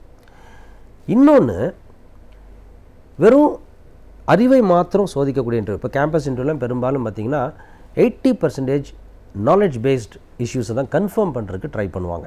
அது ஒரு பணிக்கு தேவையான விஷயங்களை நீங்கள் உங்களுடைய கல்லூரியில் படிச்சிருப்பீங்க, பல்கலைக்கழகங்கள் நடத்தக்கூடிய தேர்வின் அடிப்படையில் நீங்கள் வாங்கியிருக்கக்கூடிய மதிப்பெண்கள் உங்களுக்கு சொல்லும், உங்களுக்கு எந்த அளவுக்கு நீங்கள் ஒரு சப்ஜெக்டை படித்து புரிஞ்சிட்ருக்கீங்கன்னு. நிஜமாகவே புரிஞ்சிட்ருக்கீங்களா, அந்த புரிதல் சரியான புரிதலாக இருக்குதா, அந்த புரிதல் ப்ராக்டிக்கலாக அப்ளை பண்ணக்கூடிய அளவில் உங்களுக்கு இருக்குதா அப்படிங்கிறத டெஸ்ட் பண்ணுவாங்க. பெரும்பாலும் அப்படி டெஸ்ட் பண்ணுவாங்க. மிச்சம் இருக்கிற 20% என்ன இருக்குன்னு பார்த்தீங்கன்னா, உங்களோட ஆளுமையை டெஸ்ட் பண்ணுற மாதிரி தான் இருக்கும். அந்த ஆளுமையை பரிசோதிக்கக்கூடிய இன்டர்வியூ அல்லது நேர்முக தேர்வு அப்படிங்கிறது தான் ஐஏஎஸ் தேர்வுகளுக்குமானும் சரி, ஐஎஃப்எஸ் தேர்வுகளானாலும் சரி, இது போல் இருக்கக்கூடிய group 1 and group A and above இருக்கக்கூடிய அரசாங்க பணிகளாலும் சரி, பொதுத்துறை நிறுவனங்களுடைய பணிகளாலும் சரி, தலைமையேற்று நடத்தக்கூடிய ஒரு தலைமை பண்புகள் உங்களுக்கு இருக்குதான்னு பார்க்குறது தான் அந்த ஆளுமை தேர்வினுடைய அடிப்படை நோக்கமாக இருக்கும். சரி, இப்போ இந்த ஆளுமை தேர்வு அப்படின்னா என்ன? ஆளுமை தேர்வில் இருக்கக்கூடிய ஆளுமையை பரிசோதிக்கக்கூடிய நேர்முக தேர்வுனா என்ன? அதில் வந்து ஆளுமைனா என்னன்னு தெரியாமல் அந்த நேர்முக தேர்வை நாம் வந்து அணுக முடியுமா அப்படின்னு கேட்டால் முடியாது. அப்போ ஆளுமைனா என்ன? ஆளுமை அப்படிங்கிறது இங்கிலீஷ் என்ன சொல்லணும்னா பர்சனாலிட்டி. பர்சனாலிட்டின்னா என்ன? பர்சனாலிட்டிங்கிறது வந்து அவுட்வேர்ட் பர்சனாலிட்டின்னு ஒன்று இருக்குது, இன்வேர்ட் பர்சனாலிட்டின்னு ஒன்று இருக்குது. அதாவது ஒரு மனிதனுடைய தோற்றம். இப்போ உதாரணமாக நான் இருக்கிறேன் அப்படின்னா நான் என்னை வந்து எப்படி தோற்றம் அளிக்கிறேன் அப்படிங்கிறது என்னுடைய அவுட்வேர்ட் மார்க் ஆஃப் பர்சனாலிட்டி. என்னோடய இன்னர் பர்சனாலிட்டி அப்படின்னு சொல்கிறது என்னென்னா, நான் ஒவ்வொரு விஷயத்தை பற்றியும் என்ன நினைக்கிறேன், வாழ்க்கையை நான் எப்படி பார்க்கிறேன், என்னை நானே நான் எப்படி பார்க்குறேன், எனக்கு ஒரு பணி அப்படின்னு வந்துன்னா அந்த செயல், அந்த வேலையை நான் எப்படி பார்க்குறேன், இந்த மாதிரி விஷயங்கள் இதெல்லாம் வந்து என்னுடைய இன்னர் பர்சனாலிட்டி அப்படின்னு சொல்லுவோம். சரி, அப்போ அவுட்வேர்ட் பர்சனாலிட்டிங்கிறது என்ன சார்? நான் வந்து நல்ல இப்போ பொதுவாக வந்து பார்த்திங்கன்னா சமுதாய அளவில் என்ன சொல்லிடுவாங்கன்னா, ஒருத்தர் உயரமாகவும் நல்ல கலராகவும் வெள்ளையாகவும் இருந்தாலும் அவர் வந்து அழகாக, பார்ப்பதற்கு அழகாக இருந்தால் நல்ல பர்சனாலிட்டி அப்படின்னு சொல்லுவாங்க. அது அல்ல. அவுட்வேர்ட் பர்சனாலிட்டி நான் சொல்கிறது வந்து அது கிடையாது. யாராக இருந்தாலும் அவர் குட்டையாக இருக்கிறாரா, உயரமாக இருக்கிறாரா, கருப்பாக இருக்கிறாரா, கலராக இருக்கிறாரா, அதெல்லாம் வந்து விஷயமே கிடையாது. அவுட்வேர்ட் பர்சனாலிட்டிங்கிறது வந்து தன்னை அவர் எப்படி அறிமுகப்படுத்துகிறார், அல்லது அவர் வந்து அவருடைய அவுட்வேர்ட் பிஹேவியர் எப்படி இருக்குது. இப்போ நான் வந்து இங்கே இந்த இடத்துல உட்காந்துருக்கிறேன் அப்படின்னா இந்த இடத்திற்கான இந்த ஃபோரம்க்கு ஏற்ற மாதிரி என்னுடைய உடைகள் இருக்கின்றனவா, அது ரொம்ப அவுட்வேர்ட் மார்க் ஆஃப் பர்சனாலிட்டி. அந்த உடையை நான் தேர்ந்தெடுக்கிற போது என்ன அக்கேஷனுக்கு நான் போகிறனோ அந்த அக்கேஷனுக்கு ஏற்ற மாதிரி உடையை தேர்ந்தெடுக்கிறேன்னா, இப்போ நான் வந்து ஒரு டிவி ப்ரோக்ராம் பேச வர்றேன் அப்படின்னா ஒரு திருமணத்துக்கு போகிற மாதிரியான உடையோடு நாங்கள் வர முடியாது. ஒரு திருமணத்துக்கு நான் போகிறேன்னா டிவி ப்ரோக்ராம் போகிற மாதிரி ஒரு ஃபார்மலோடு நான் போக முடியாது. இன்னொரு ஆங்கிள் இருக்குது, என்னுடைய திருமணமா அல்லது இன்னொருத்தருடைய திருமணமா, எந்த அளவுக்கு அது முக்கியம். நான் வந்து ஒரு அஃபீஷியல் லெவலில் ஒரு இடத்துக்கு போகிறேன்னா, ஒரு கல்யாணத்துக்கு போகிறேன்னா, இல்லை என்னோடய சொந்தக்காரன் கல்யாணத்துக்கு போகிறேன்னா, அந்த மாதிரி விஷயங்கள் தான் வந்து அவுட்வேர்ட் மார்க் ஆஃப் பர்சனாலிட்டி அப்படின்னு நாம் சொல்கிறது. இந்த அவுட்வேர்ட் மார்க்குங்கிறதுல வந்து எப்படின்னா, நாம் வந்து தேர்ந்தெடுக்கக்கூடிய உடை அது நம்மளுடைய உடல் சார்ந்து, அது நம்மளுடைய கலர் காம்ப்ளெக்ஷனுக்கு ஏற்ற மாதிரி இருக்குதா, நம்மளோட உயரத்துக்கு ஏற்ற மாதிரி இருக்குதா, நம்ம எந்த ஃபோரமுக்கு போகிறோமோ அந்த ஃபோரமுக்கு ஏற்ற மாதிரி இருக்குதா, இந்த மாதிரி விஷயங்கள் தான் அவுட்வேர்ட் பர்சனாலிட்டின்னு சொல்கிறோம். அவருடைய தோற்றம் அல்ல, அவருடைய இயற்கையான தோற்றம் அல்ல. அதை வந்து நினச்சி குழப்பிக்கக்கூடாது. இந்த அவுட்வேர்ட் மார்க்கை வந்து நீங்கள் எந்த அளவுக்கு நடந்துக்கிறீங்க அப்படிங்கிறது இது வந்து உடை அளவில் மட்டும்தான். இது உடை அளவுக்கு தவிர நான் என்னுடைய தன்னம்பிக்கையை என்னுடைய நடவடிக்கைகளில் செயல்களில் வெளிப்படுத்துகிறேனா, நான் நடக்கிறது எப்படி நடக்கிறேன், உட்காரது எப்படி உட்கார்றேன், இந்த மாதிரி விஷயங்களை தான் வந்து பார்த்திங்கன்னா அவுட்வேர்ட் மார்க் ஆஃப் பர்சனாலிட்டின்னு சொல்லுவோம். இது குறித்து நம்ம தொடர்ந்து ஃபர்தராக பேசுவோம். அடுத்த எபிசோடில் வந்து தொடர்ச்சியாக நம்ம பேசுவோம். அவுட்வேர்ட் மார்க் ஆஃப் பர்சனாலிட்டி என்ன, அதுக்கப்புறம் இன்வேர்ட் மார்க் ஆஃப் பர்சனாலிட்டி என்ன, இன்னர் பர்சனாலிட்டி எப்படி வெளிப்படுத்துறது, அதை எப்படி வந்து ஒரு நேர்முக தேர்வில் வெளிக்கொண்டு வருவாங்க, அதை நம்ம எப்படி ஹேண்டில் பண்ணுவோம், இந்த மாதிரி விஷயங்கள் வந்து அடுத்த எபிசோடில் நம்ம தொடர்ச்சியாக பேசலாம். நன்றி, வணக்கம்.